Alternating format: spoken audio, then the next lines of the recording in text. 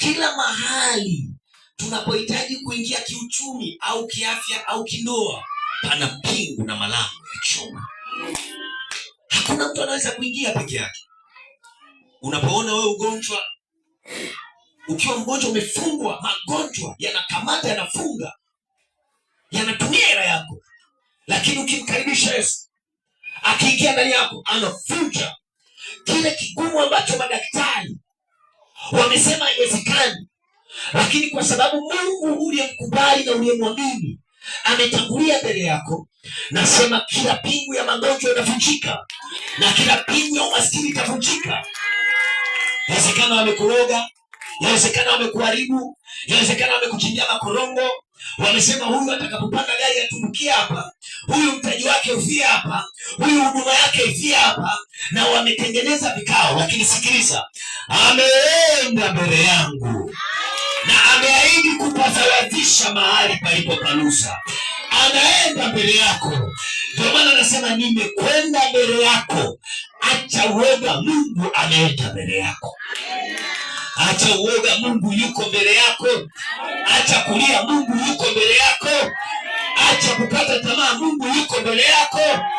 Acha kufuta machozi, Mungu yuko mbele yako.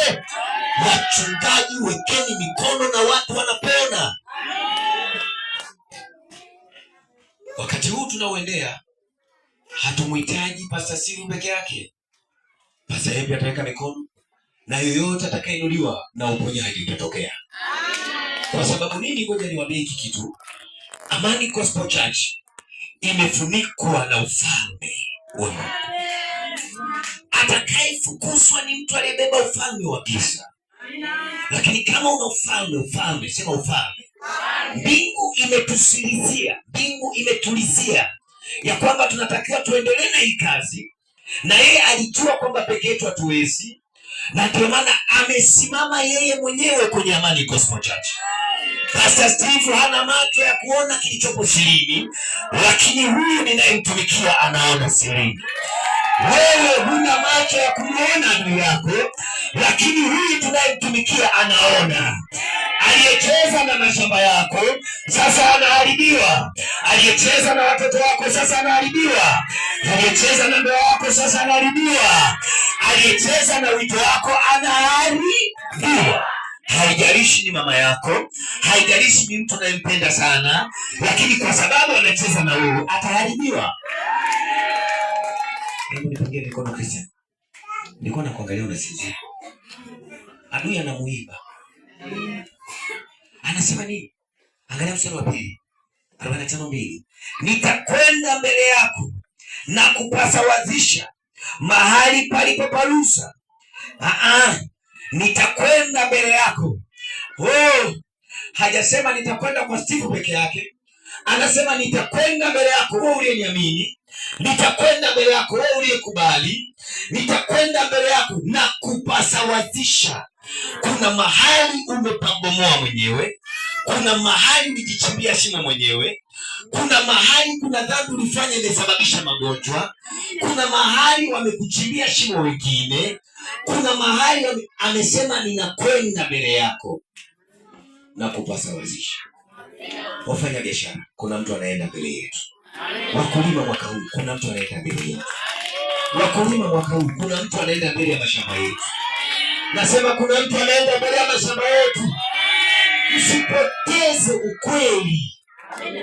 Kuna mtu anaenda mbele yetu na kuna kitu kinatokea. Something's happening.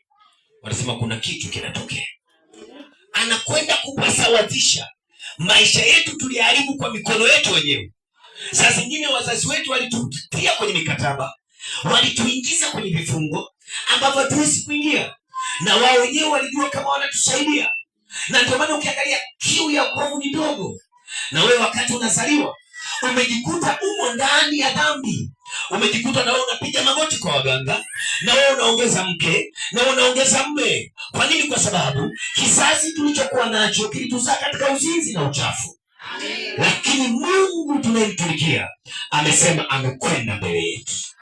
Anaenda kusawazisha kila kilichobomolewa mbele yetu, kila kilichosimama kinyume na wewe, kwa sababu umemwamini, kwa sababu umemkubali, kwa sababu umepiga magoti kwake, na anasema ninakuja mbele yako mwanangu, na ninamuona anapokuja mbele yako. Na mwezi huu tutakapokutana mwezi mwingine, tutakuwa ameshapita kwako, atakuwa ameshaonekana kwako, atakuwa ameshatembea kwako, atakuwa ameshapita kwako, na atapasawazisha. Machozi hawezi kutoka kama hakuna korogo mbele yako. Huwezi kuwa na roho ya uchungu kama ndani yako hakuna shida. Hauwezi kuwa na roho ya madeni kama mbele yako hakuna shida. Huwezi kuwa na dhiki kama mbele yako hakuna shida. Kuna mahali wamekuchimbia shida, na kwa sababu wamechimba shida, lakini Biblia inasema anakwenda ndani yetu, anapasawazisha. Nasema anapasawazisha, anapasawazisha, na anavunja